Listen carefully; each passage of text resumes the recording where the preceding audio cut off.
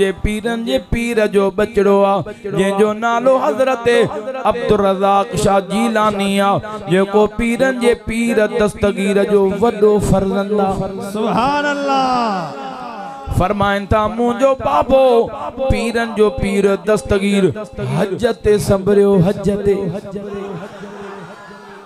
कुछ गुलाम भी संभरिया हजते रवाना थिया सफर कंदा आया के मंजिल ते रात जो पता जे गोठ में पता उन गोठ जो नालो हिल हो।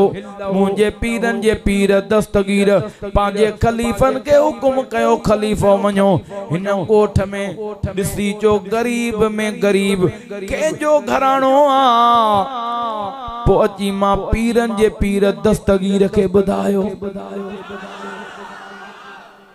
गोठ में घूमी घूमी डिठो एकड़ो घर हो अध ड्रथला अध ठयला पोड़ो पोड़ी उन में रहंता नंढड़ी उन जी न्याणी आ डिठो गरीब में गरीब इयो आ।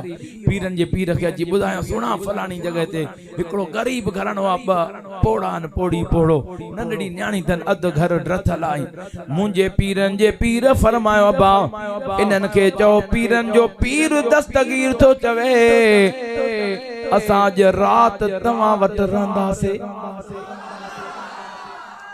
रात जियं जो अची पीरन जे पीर जे गुलामन अची बुधायो अबा पीरन जो पीर दस्तगीर तो चवे असा ज रात तवा वट रहंदासे होया त पोड़ा पर पीरन जे पीर जो जडे बुधो त उनन के जण जवानी अची वई ईदुन में ईद थी वई अखिन मां पानी वही आयो सजे गोठ में गरीब असायो अज असां जे घर में किए चंद्र उभरियो आ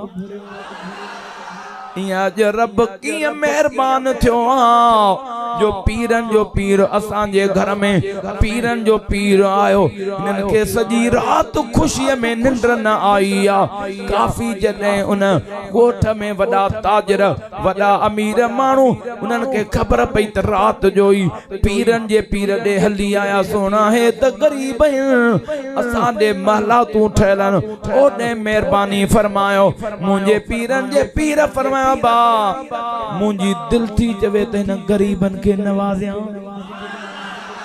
हिनन के अद्या पीरन जे पीर दस्तगीर जे दरबार में गुलाम तोहफा पेश कंदा वया नजराना पेश कंदा वया।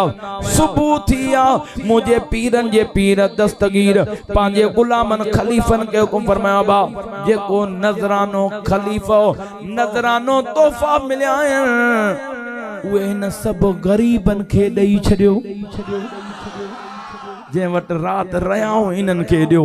पीरन जे पीर इनायत कई दुआ फरमायो दुआ घुरी करे रवाना थिया।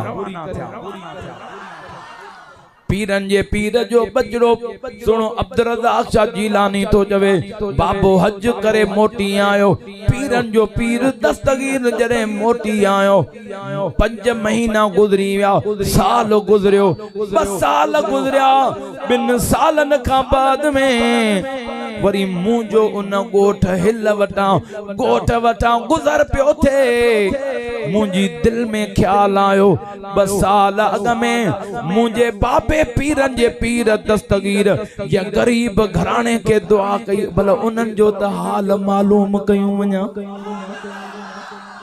अब्दुल रज़ाक शाह जीलानी तो फरमाए माहिर जी करे उन रस्ते ता अंदर जने उन गोठ में लथासी जिए जो उन जगह ते पातू दिसा पे तो वो भगल घर किथे आ जो ड्रथल ऐं कुछ ठहलो पर छा दिसा उन जगह ते वो पुरानो घर त कोने उते वडियूं महलातूं ठहियूं पयूं वडियूं महलातूं ठहियूं पयूं। मां पुछा कई उन घर वारन के खबर पई मुखे वठी विया मां चयो अबा हे मेहरबानी चए 2 साल अग में जडे पीरन जो पीर आयो निगाहे वली में वो तासीर देखी, बदलती हजारों लाखों करोड़ों की तकदीर देखी। पीरन जे पीर नजर कई असांजो बेड़ो पार थी वियो। सुना सजे गोठ में गरीब में गरीब असांजो घराणो, पर दस्तगीर नजर कई हाणे सजे गोठ में अमीर असांजो घराणो। ॾाढा रड़ करे सुभान अल्लाह चओ, अञा दिल खोले सुभान अल्लाह चओ।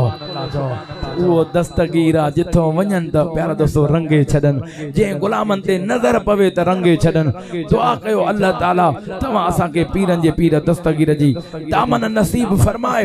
दुआ कयो मरंदे घड़ी ते अल्लाह ताला जियारे त बि दस्तगीर जे दर ते, मारे त बि दस्तगीर जे दर ते। हे आख़िरी शहर आहे, पोइ दुआ ॾाढा रड़ करे सुभान अल्लाह चओ। हाँ वो दांगी फकीर के करो दांगी घूमी वही सही।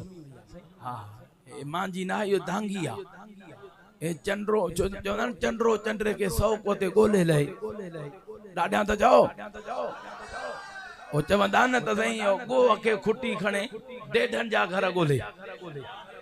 इन चंद्र के खुटी कयो गुस्ताखे रसूल जे कब्र ते वनी राग पियो गाए। अड़े अंधार राग जे ला तो के भी जगह को न मिली।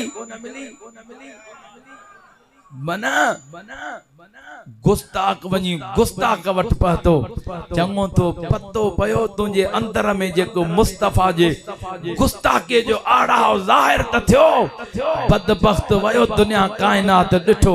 अड़े ॾह गरीबन जा जनाजा के जनाजे में न आए, गुस्ताखे रसूल जे कब्र ते वे दुनिया डिठो। यजीद जे मथा घट लानतू इन पलीत जे मथा वधिक लानतू पयूं। महबूब जो गुस्ताखा तू हिते भी ख्वार अगते भी ख्वार, जेको मुझे दिल पर नबी सा वफा कंदो आ उन जो हिते भी बेड़ो पार, उन जो आखिरत में भी बेड़ो पार।